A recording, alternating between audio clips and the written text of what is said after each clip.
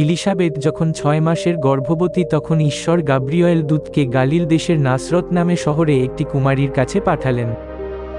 তিনি দাউদ বংশের যোসেফ নামে এক ব্যক্তির বাগদত্তা ছিলেন, সেই কুমারীর নাম মরিয়ম।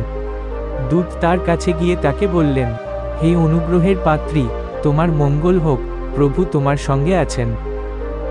কিন্তু তিনি এই কথাতে খুবই দুশ্চিন্তাগ্রস্ত হলেন এবং এই কথায় তার মন তোলপাড় হতে লাগল, এই কেমন শুভেচ্ছা। দূত তাকে বললেন, মরিয়ম, ভয় পেও না, কারণ তুমি ঈশ্বরের কাছে অনুগ্রহ পেয়েছ। আর দেখো, তুমি গর্ভবতী হয়ে একটি পুত্র সন্তানের জন্ম দেবে ও তার নাম যিশু রাখবে।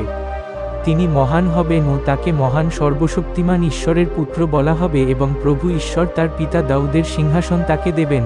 তিনি যাকোবের বংশের উপরে চিরকাল রাজত্ব করবেন ও তার রাজ্যের কখনো শেষ হবে না। তখন মরিয়ম দূতকে বললেন, এ কি করে সম্ভব? কারণ আমি তো কুমারী।